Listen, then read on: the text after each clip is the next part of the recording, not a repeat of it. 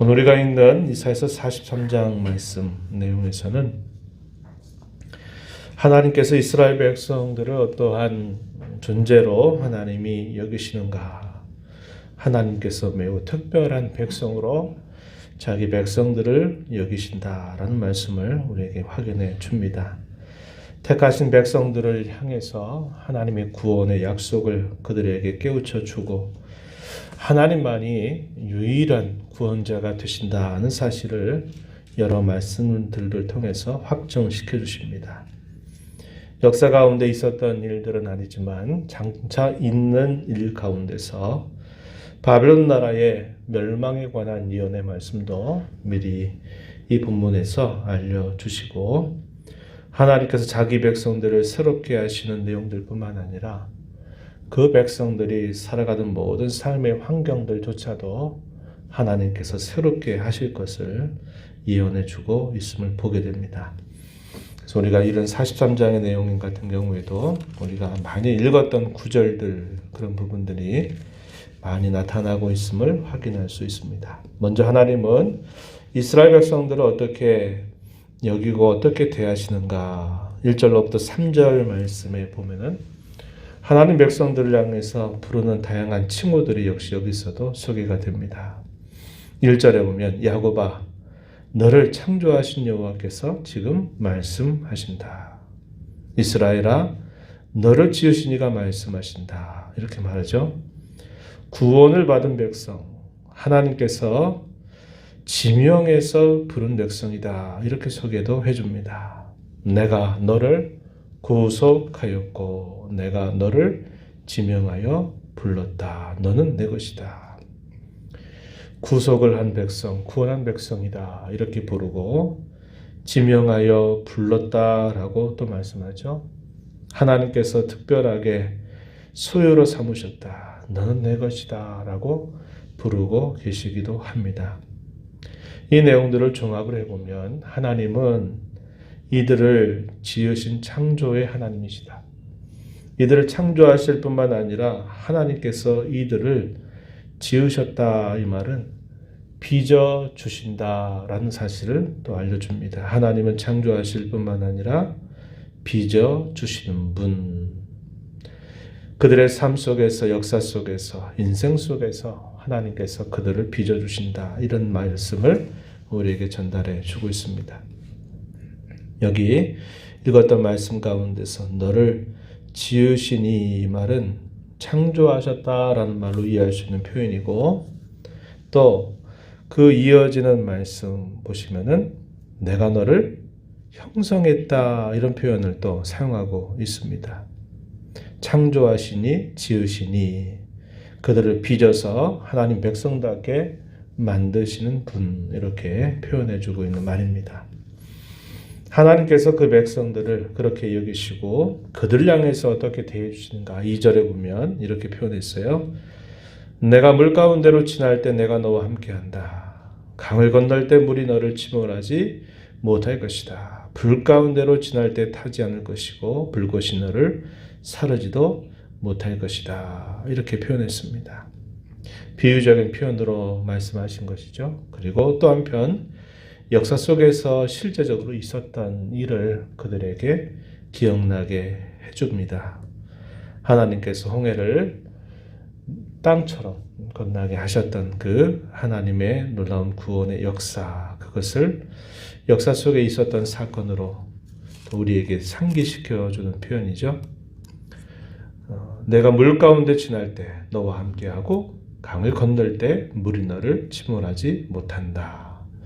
불 가운데 지날 때도 타지 않고 불꽃이 너를 사르지도 못한다. 우리는 이 이야기를 어디에서 살펴보게 되냐면 사드락과 메삭과 아벤누고라고 하는 신앙의 위인들 가운데서 실제로 이런 사건조차도 있었다는 것을 우리는 확인할 수 있어요. 이렇게 말씀하시는 이유는 하나님이 그들을 언제나 보호하시고 그들을 특별하게 항상 돌보신다라는 사실을 이 말씀을 통해서 깨우쳐 주는 겁니다.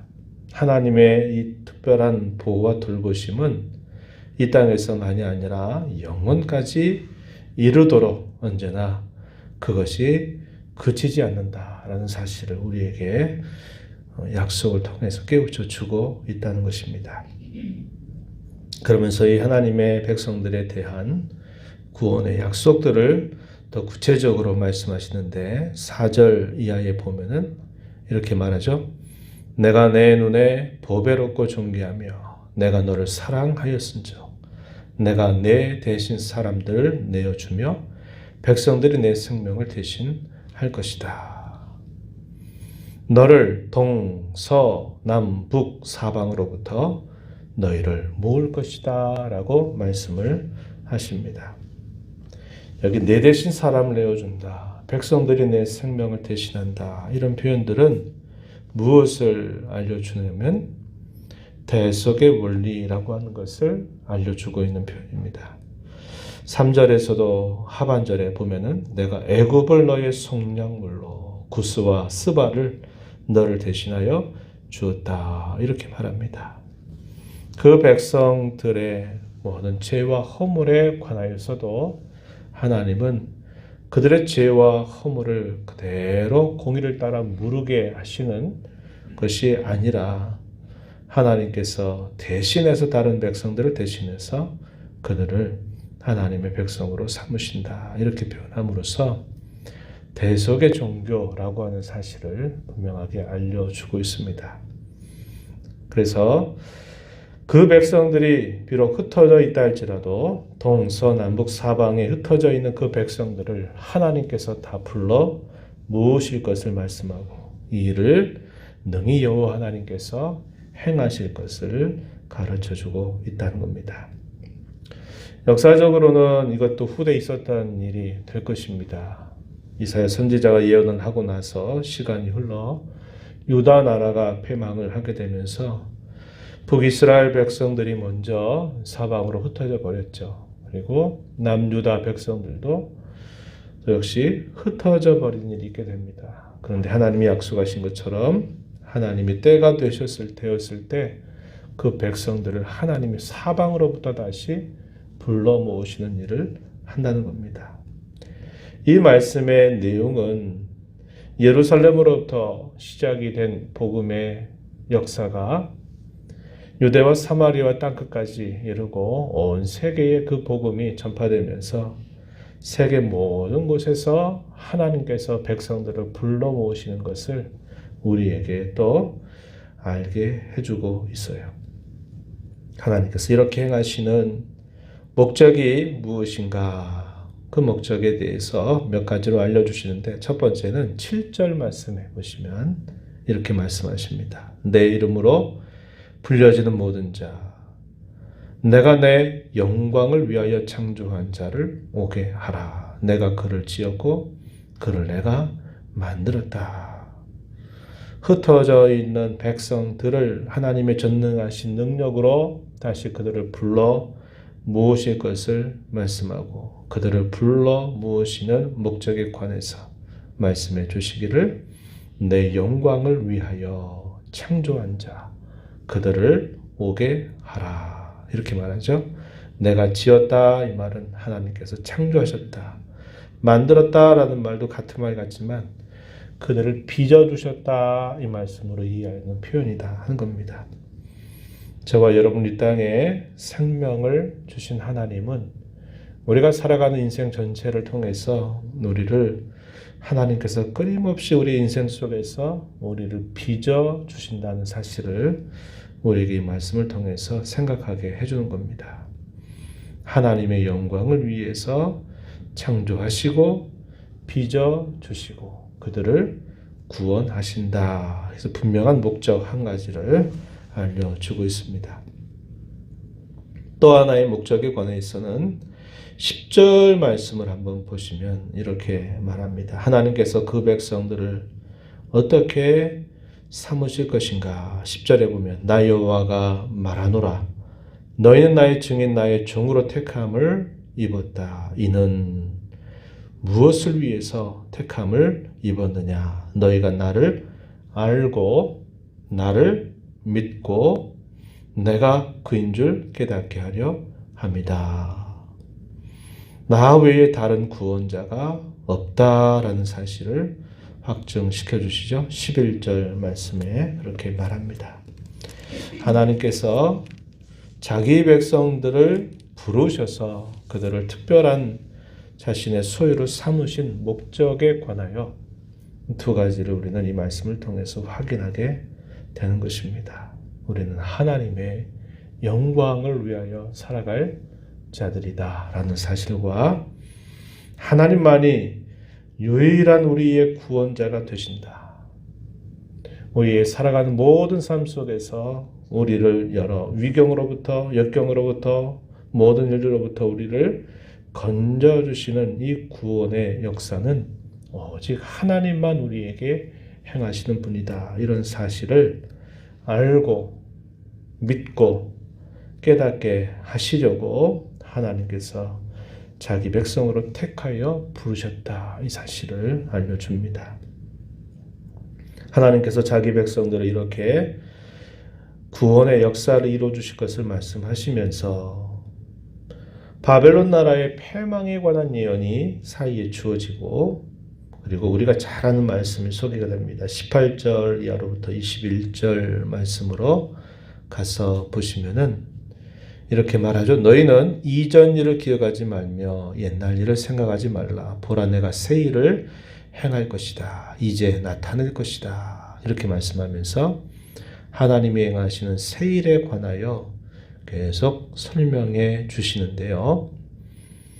이어지는 말씀에 한번 보시기 바랍니다. 19절 끝부분에 반드시 내가 광야의 길을 사막의 강을 낼 것이다.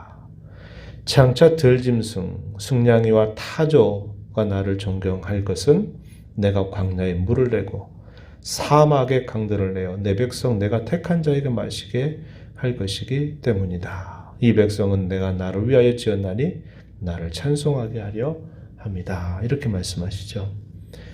앞부분의 내용에서는 하나님이 그의 백성들을 구원하여 그들을 빚어주실 것에 관하여 말씀한 내용이라면 여기 주어지는 말씀은 하나님께서 창조하신 모든 세계를 하나님이 질적으로 새롭게 하실 것을 보여주고 있는 말씀이다 하는 겁니다.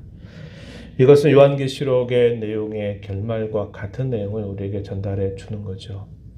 우리가 우리 예수님의 모습과 같이 신령한 몸으로 부활하게 될 것을 우리에게 보여주고 또 우리가 주의 재림과 함께 새롭게 될 이 모든 창조 세계, 이 세계에 대한 말씀을 우리에게 보여주는 표현이기도 하다는 겁니다. 그래서 하나님은 이러한 구원의 역사를 여기 새 일이라고 표현하면서 그렇게 하시는 목적에 관해서 우리가 살폈던 것처럼 21절에서 또 한 번 이야기해줘요. 7절에서 우리가 읽었던 것처럼 내 영광을 위하여 창조한 자 이렇게 표현했는데 21절에서 뭐라고 얘기합니까? 내가 나를 위하여 지었나니 나를 찬송하게 하려 함이라. 하나님 찬양을 위해서 하나님의 영광을 위해서 하나님이 이러한 일을 행하실 것이다. 이렇게 약속해 주고 있습니다.